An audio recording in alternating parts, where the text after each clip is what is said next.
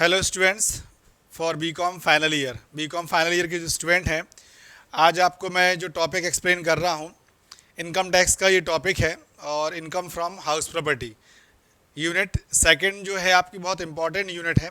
Second unit में पहला जो टॉपिक है वो है इनकम फ्रॉम सैलरी, और जो दूसरा टॉपिक है वो है इनकम फ्रॉम हाउस प्रॉपर्टी। तो जैसे मैंने पहले आपको एक्सप्लेन किया था कि इनकम के टोटल 5 हेड होते हैं, total number of 5 heads of income. पहला हेड होता है इनकम फ्रॉम सैलरी, मैं ये रिवाइज करवा रहा हूँ आपको। सेकंड हेड होता है income from house property. Third होता है income from business and profession. Fourth होता है income from capital gain. Then last head जो होता है सोर्स ऑफ इनकम का, वो होता है इनकम फ्रॉम अदर सोर्सेज। तो ये सेकंड हेड ऑफ इनकम है, income from house property. Solve करने के पहले ये समझ लेना बहुत इंपॉर्टेंट है, what do you mean by income from house property. Income from house property it means income earn from let out house property for any purpose.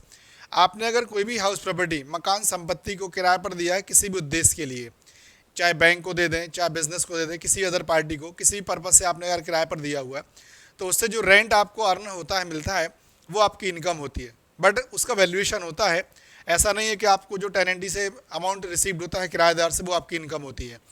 Income from house property को solve करने के पहले हमको rent का selection करना पड़ता है। Selection of rent between standard rent, actual rent, municipal value और fair rent, whichever is more than select as rent for base of annual value. मैंने आपके सामने एक क्वेश्चन यहाँ पर लिखा हुआ है, आप देखेंगे सामने, ये क्वेश्चन नंबर फर्स्ट है। एक्चुअल रेंट दिया हुआ है एनुअली 40,000 रुपये, म्यूनिसिपल टैक्स दिया हुआ है 10,000 रुपये, म्यूनिसिपल वैल्यू दी हुई है आपकी 50,000 रुपये, ये म्यूनिसिपल टैक्स है। तो यहाँ पर हम जब इस क्वेश्चन को सॉल्व करेंगे, एक और अमाउंट दिया हुआ है नीचे, इंटरेस्ट ऑन लोन ₹3,000। तो क्वेश्चन में सबसे पहले जो स्टार्टिंग होती है वो होती है selection of rent for base of annual value. तो यहाँ पर जो नंबर ऑफ दो रेंट दिए गए, number of 2 rent, first actual rent, second municipal value, इन दोनों में से जो whichever is more than होगा उसका हम सिलेक्शन करेंगे। तो नॉर्मली आप देख के पता कर सकते हैं 40 then 50, whichever is more than. Normal सी बात है कि 50,000 क्या है, इसमें हाईएस्ट है। तो हम जब इस क्वेश्चन को सॉल्व करेंगे तो यहाँ पर जो हमारा रेंट होगा सेलेक्ट करेंगे, वो होगा 50,000। अब यहाँ पर आपको एक क्वेश्चन जनरेट होना चाहिए कि हमने ऐसा क्यों किया। वो इसलिए किया हुआ है कि इनकम टैक्स डिपार्टमेंट को ये पता होता है कि जो भी एसएससी होता है वो हमेशा मिनिमम से मिनिमम वैल्यू ही डिक्लेयर करता है हमको जो रिसीव्ड हुआ है। तो अथॉरिटी क्या करती है, पता करके रखती है कि उस एरिया का, उस लोकेशन का जो म्यूनिसिपल वैल्यू है वो क्या चल रहा है एट प्रेजेंट। तो जो हाईएस्ट वैल्यू होती है, उस हाईएस्ट वैल्यू को लेकर हम रेंट का सिलेक्शन करते हैं। प्रॉपर फॉर्मेट जो इसका है, आप ऊपर सबसे पहले हेडिंग लिखेंगे इनकम फ्रॉम हाउस प्रॉपर्टी। यहाँ पर आप लिखेंगे इनकम फ्रॉम हाउस प्रॉपर्टी। देखिए इनकम फ्रॉम हाउस प्रॉपर्टी का सबसे पहले सिलेक्शन ऑफ रेंट, यहाँ पर मैंने लिखा हुआ है एनुअल, ये जो आपको अमाउंट दिया हुआ है म्यूनिसिपल वैल्यू ₹50,000, म्यूनिसिपल वैल्यू 50,000 रुपये जो मैंने सेलेक्ट किए, जो कि सबसे हाईएस्ट है। इसके बाद इसमें से माइनस करेंगे म्यूनिसिपल टैक्स, जिसको लोकल टैक्स भी कहते हैं। इसमें एक एडजस्टमेंट का ध्यान रखना है, municipal tax and local tax charge but only payment by honour. अगर ये म्यूनिसिपल टैक्स आउटस्टैंडिंग है या टेनेंट किराएदार ने दिया है तो इसको हम इसमें से चार्ज नहीं करेंगे, ध्यान रखना है, ओनली पेड बाय ऑनर होना चाहिए, ठीक है। तो आपने म्यूनिसिपल वैल्यू 50,000 सब्ट्रैक्ट किया, उसमें से क्या म्यूनिसिपल टैक्स कितना 10,000, तो जो वैल्यू आती है उसको बोलते हैं एनुअल वैल्यू, अमाउंट ऑफ ₹40,000। ये ऑब्जेक्टिव क्वेश्चंस भी आता है। For example, if annual value of house 50,000 and municipal tax 10,000, what is the annual value of house? 40, 50, 60, which are otherwise none of these। तो ये ऑब्जेक्टिव में आता है, आप पता कर सकते हैं इजीली कि म्यूनिसिपल वैल्यू या जो भी रेंट होगा उसमें से लोकल टैक्स या म्यूनिसिपल टैक्स आप सब्ट्रैक्ट करेंगे, जो भी आता है उसको हम बोलते हैं एनुअल वैल्यू भी होते हैं, ठीक है। अगर यहाँ पर म्यूनिसिपल टैक्स नहीं है, हिडन है, तो आपका 50,000 ही यहाँ पर क्या बन जाएगा, एनुअल वैल्यू होगा। अगला स्टेप आता है डिडक्शन। जो डिडक्शन होते हैं वो डिडक्शन होते हैं वैसे नंबर ऑफ 3। पहला होता है 30% SD. SD means standard deduction, मानक कटौती। डिपार्टमेंट ऑफ इनकम टैक्स ने डिक्लेयर करके रखा हुआ है 30% की स्टैंडर्ड डिडक्शन चार्ज होता है एनुअल वैल्यू पर। ये मैंने 30% लिया किसका, एनुअल वैल्यू का। मैं यहाँ पर बता देता हूँ किसका चार्ज किया है, 40,000 इंटू 30% इज इक्वल टू 12,000। ये क्या आ गया आपका स्टैंडर्ड डिडक्शन, जो कितना हो गया 12,000 रुपीज़। सेकेंड जो डिडक्शन इसमें आएगा, जो इस क्वेश्चन में गिवन है, वो है इंटरेस्ट ऑन लोन। ध्यान रखना है, इंटरेस्ट ऑन लोन तभी चार्ज होगा जब वो लोन किस नेचर का हो, हाउस प्रॉपर्टी से रिलेटेड हो। अगर लोन का नेचर हाउस प्रॉपर्टी से रिलेटेड नहीं है तो वो इंटरेस्ट ऑन लोन चार्ज नहीं होगा। आपका नेचर जो है वो repairs and renewal of house, white wash, repairing etcetera, but related to only house होना चाहिए। Out of which house it means not apply. तो इंटरेस्ट ऑन लोन मैंने चार्ज किया कितना, 3000 rupees. Total number of 2 deduction apply on annual value, amount of rupees 40,000 जो दिया हुआ है उसमें से हम चार्ज करेंगे 12 और 3। तो सब्ट्रैक्ट करने के बाद फाइनली जो इनकम फ्रॉम हाउस प्रॉपर्टी आता है वो आता है 25,000। ये इस हाउस प्रॉपर्टी की फाइनल इनकम है, जो कि कितना है आपका 25,000 rupees income from house property. यहाँ पर एक बात का मैं आपको और एक बार रिमाइंड करा देता हूँ कि इनकम टैक्स में मेनली जो रहता है वो रहता है असेसमेंट ईयर, जो आपका असेसमेंट ईयर चलता है। यहाँ पर अगर किसी भी ऑनर के 2 और मोर हाउस प्रॉपर्टी है तो उनको इंडिविजुअली अलग अलग ही सॉल्व करना है, जैसा कि उसका ट्रीटमेंट है। प्रॉपर फॉर्मेट इसका ये पर्टिकुलर और अमाउंट है। सबसे पहले जो स्टार्टिंग होती है वो होती है annual base of annual rent. तो किस रेंट को आपने बेस लिया है उसको आपको सिलेक्शन करना पड़ेगा। यहाँ पर मैंने आपको बताया था क्वेश्चन में 2 रेंट आपको दिए हुए थे, एक था एक्चुअल रेंट, दूसरा था municipal value. Which ever is more then वो मैंने सेलेक्ट किया। इसके बाद उसमें से माइनस किया म्युनिसिपल टैक्स, क्वेश्चन में गिवन था, जिसको लोकल टैक्स भी कहते हैं। तो आ गया आपका एनुअल वैल्यू 40,000 रुपये, रुपीज़ 40,000।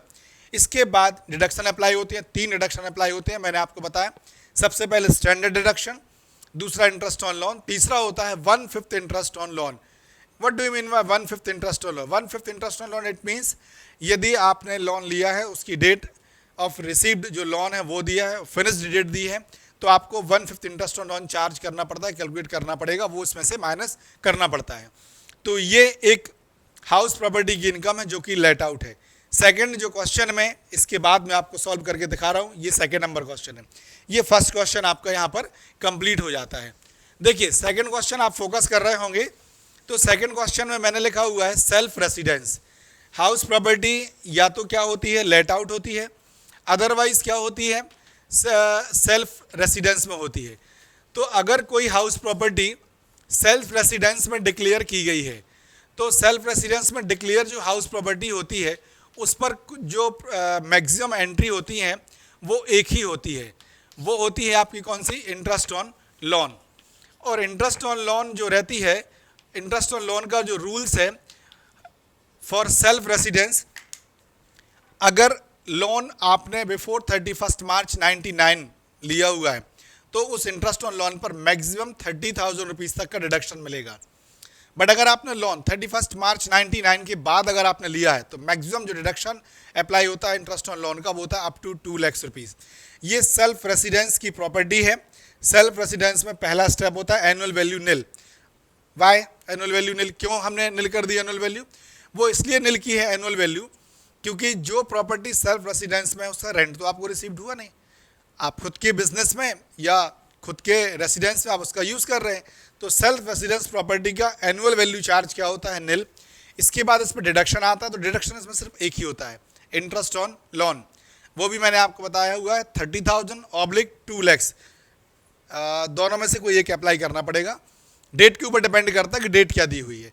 तो यहाँ पर कोई डेट मेंशन नहीं है, तो मैक्सिमम अप टू 30,000 रुपीज़ तक का इंटरेस्ट ऑन लोन यहाँ पर अप्लाई होगा। तो 11,000 रुपीज़ है, ये डिडक्शन आ गया। यहाँ पर ये नेगेटिव चार्जेस आ गए, तो यहाँ पर हम लिखेंगे loss from self residence rupees 11,000 rupees. तो ये 2 क्वेश्चन मैंने आप लोगों को बताया अभी। एक तो पहले जो मैंने आपको बताया था वो बताया था कौन सा, लेट आउट का। सेकंड ये जो क्वेश्चन है ये सेल्फ रेसिडेंस का है। अगर यही प्रॉपर्टी सेल्फ बिजनेस में होती है तो सेल्फ बिजनेस जो प्रॉपर्टी होती है उसका वैल्यूएशन ऑलवेज निल होता है, उस पर कोई भी ट्रांजैक्शन अप्लाई नहीं होता है। तो 3 नेचर होते हैं हाउस प्रॉपर्टी। एक तो होता है लेट आउट, जो ट्रीटमेंट मैंने सबसे पहले आपको एक्सप्लेन किया। सेकंड होता है सेल्फ रेसिडेंस, जो कि आपके सामने है। सेल्फ रेसिडेंस की स्टार्टिंग होती है annual value nil less deduction, first deduction apply होता है और लास्ट डिडक्शन यही कहलाता है इंटरेस्ट ऑन लोन। बट ध्यान रखना है, अगर लोन की वैल्यू आपने लोन 31 मार्च 99 के पहले लिया है तो मैक्सिमम डिडक्शन मिलेगा अप टू 30,000। उसके बाद अगर लिया है 99 के बाद तो आपको मैक्सिमम डिडक्शन मिलेगा रुपीज़ 2 lakhs तक का। तो कोई डेट नहीं है, इसीलिए मैंने इंटरेस्ट ऑन लोन कितना दिया यहाँ पर, 11,000 रुपीज़। इसमें ही एक और क्वेश्चन मैंने ऐड कर दिया, सेल्फ बिजनेस। जो हाउस प्रॉपर्टी सेल्फ बिजनेस में ऑक्यूपाइड होती है उस पर कोई पर्टिकुलर ट्रांजैक्शन नहीं होता है, फर्स्ट एंड लास्ट एक ही सिंगल एंट्री होती है, नील। सेल्फ बिजनेस जो प्रॉपर्टी होती है उस पर डिडक्शन कोई नहीं मिलता है, कोई डिडक्शन आपको प्रोवाइड नहीं होता है, उसका जो वैल्यूएशन होता है वो क्या रहता है, नील। तो स्टूडेंट्स ये सेकेंड यूनिट का आपका टॉपिक है इनकम फ्रॉम हाउस प्रॉपर्टी। इसको आप बहुत अच्छे से स्टडी करेंगे क्योंकि इनकम फ्रॉम हाउस प्रॉपर्टी में जो नेचर है ये सेकेंड हेड ऑफ इनकम है, और हाउस प्रॉपर्टी या तो लेट आउट होगी for any purpose, otherwise self residence, otherwise self business. अगर कोई भी डाउट होगा तो नेक्स्ट क्लास में मैं आपका ये डाउट क्लियर कर दूंगा। Thank you.